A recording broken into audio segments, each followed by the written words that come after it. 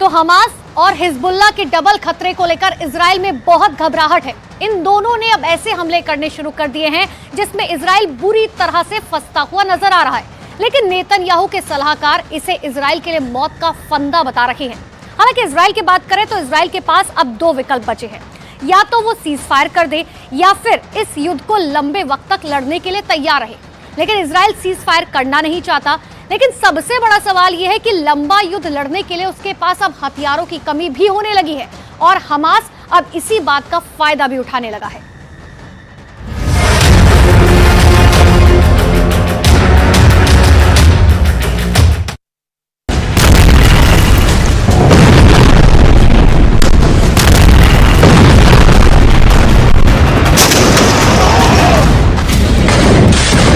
Video के एक एक फ्रेम को बहुत गौर से देखिए।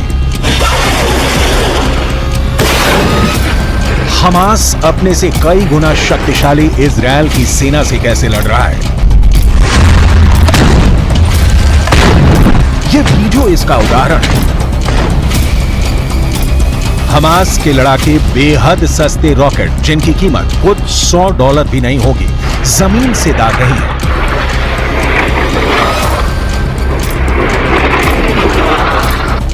इतना सस्ता और जुगाड़ का रॉकेट हमास ने तैयार किया है कि इजराइल भौंचक्का है। इन सस्ते से रॉकेट के लिए इजराइल को अपने लाखों डॉलर की मिसाइलें खर्च करनी पड़ रही है, क्योंकि गाजा की ओर से आया एक तिनका भी इजरायली डिफेंस के टारगेट पर है और वो इजराइल की सीमा में दाखिल हो उससे पहले नष्टो नाबूद किया जाना जरूरी है।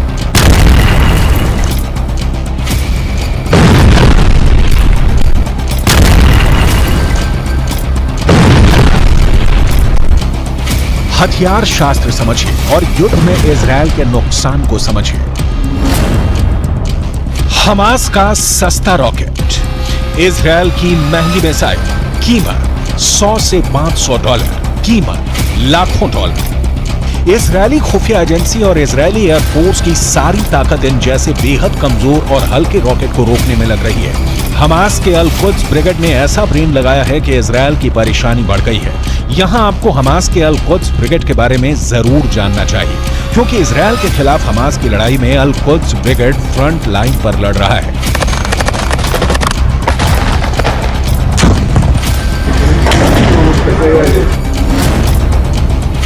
अल कुद्स ब्रिगेड गाजा में हमास के बाद नंबर 2 संगठन है। 1981 से यह संगठन फिलिस्तीन में इस्लामिक राज स्थापित करने के लिए इजराइल के साथ हिंसक जंग लड़ रहा है। अल कुद्स के टॉप लीडर का नाम है जियाद अल नाखल्ला।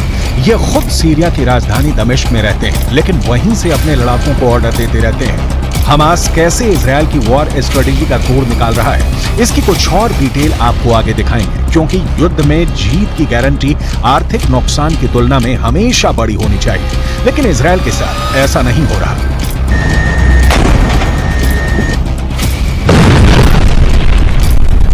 युद्ध में इजराइल को इतने बड़े पैमाने पर अपने संसाधनों और हथियारों का इस्तेमाल करना पड़ रहा है कि अमेरिका से अब इनकी सप्लाई शुरू हो गई है। ठीक यही किस्सा यूक्रेन में भी हुआ था। दरअसल यूक्रेन में यूक्रेन की सस्ती मिसाइलों के खिलाफ रूस को अपने करोड़ों डॉलर की मिसाइलों का इस्तेमाल करना पड़ रहा था।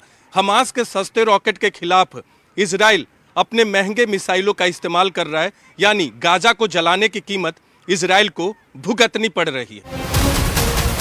इजराइल ने इससे बचने के लिए आसमान में अपने सबसे खतरनाक परिंदे में से एक को पिंजरे से बाहर निकाला है। इस परिंदे वाले हथियार की जरूरत इसलिए पड़ी क्योंकि इजराइल पर हमले के बाद हमास के लड़ाके सुरंगों में छिप जाते हैं, जिसकी वजह से इजराइल की सेना को उन्हें ठिकाने लगाने में परेशानी होती है।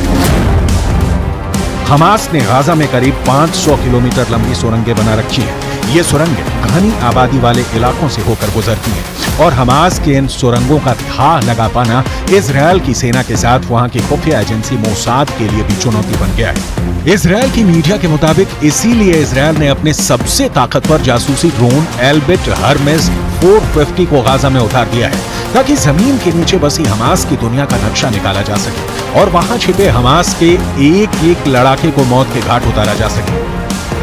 इजरायली मीडिया का दावा है कि यह जासूसी ड्रोन निगरानी के लिए बेहद कारगर है। इसे इतना ताकतवर माना जाता है कि यह पाताल में छिपे दुश्मन का भी पता लगा सकता है। इजरायल की मीडिया के मुताबिक ये ड्रोन एक बार में करीब 20 घंटे तक उड़ान भर सकता है। इसकी रेंज करीब 300 किलोमीटर तक बताई गई। एल्बिट हर्मेस 450 ड्रोन करीब 170 किलोमीटर प्रति घंटे की रफ्तार से उड़ान भर सकता है और सबसे खास है इसका रेडार सिस्टम, जो जमीन के नीचे होने वाली हलचल का भी पता लगा सकता है, वो भी 18,000 फीट की ऊंचाई पर उड़ान भरते हुए। इजरायल के पास दुनिया की सबसे लेटेस्ट तकनीक वाले ड्रोन मौजूद हैं। इजरायल के पास हमास के खिलाफ लड़ने के लिए अभी बहुत से हथियार भी हैं, जिनका इस्तेमाल इजरायल युद्ध जारी रहा तो जरूर कर सकता है। दूसरी ओर ड्रोन के स्तर पर हमास भी कमजोर नहीं है। कामिकाज़े ड्रोन टेक्नोलॉजी को ईरान के जरिए हमास के आतंकवादियों तक पहुंचाया गया है।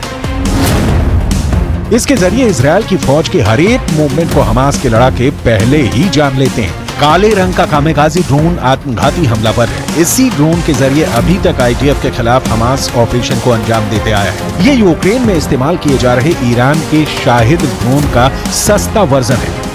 हमास की सुरंगों में अभी काफी हथियार बचे हुए हैं, जिससे जमींदोज किए बिना हमास का संपूर्ण विनाश संभव नहीं है। लेकिन इजरायल के साथ परेशानी यह है कि हमास ही अकेला दुश्मन नहीं है। लेबनान के हिजबुल्लाह भी हैं, यमन के हूथी विद्रोही भी हैं, जिनकी ओर से हमास के समर्थन में इजरायल पर मिसाइलों और रॉकेट से हमले हो रहे हैं। हालात इतने बदतर हैं जैसे कभी भी किसी भी वक्त तीसरा विश्व युद्ध भड़क उठे।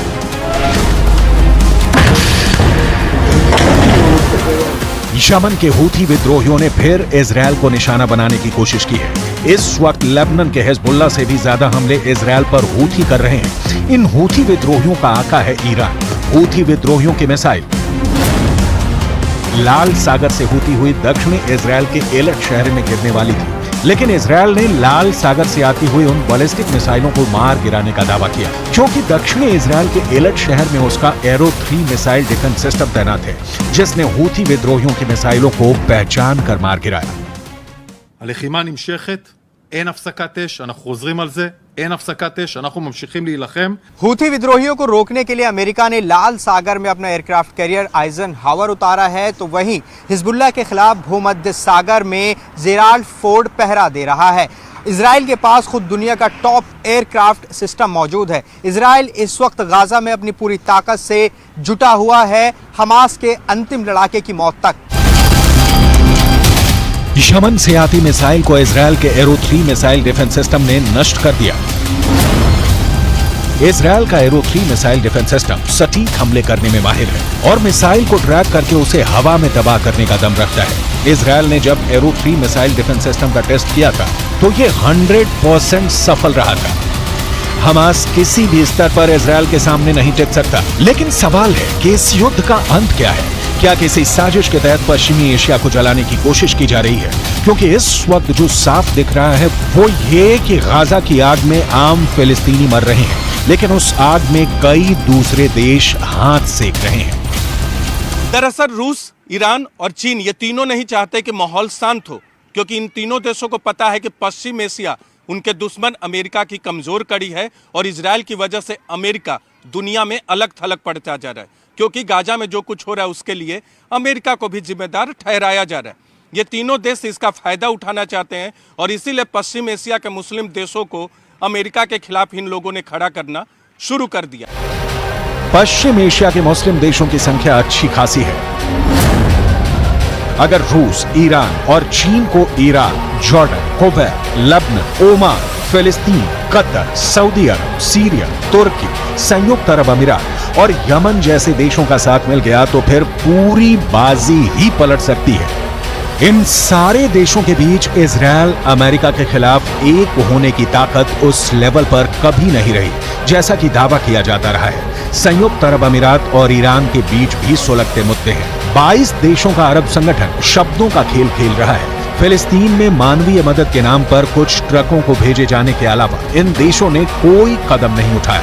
ईरान के राष्ट्रपति इब्राहिम रईसी अपने शब्दों से ही परमाणु युद्ध छेड़ते रहे हैं। जमीन पर उनका एक भी शब्द सही नहीं उतरा है। युद्ध में कमजोर का मारा जाना तय है और हमास इजरायल से बहुत बहुत बहुत कमजोर है। लिहाजा गाजा जल रहा है। धू कब तक जलेगा कोई नहीं जानता।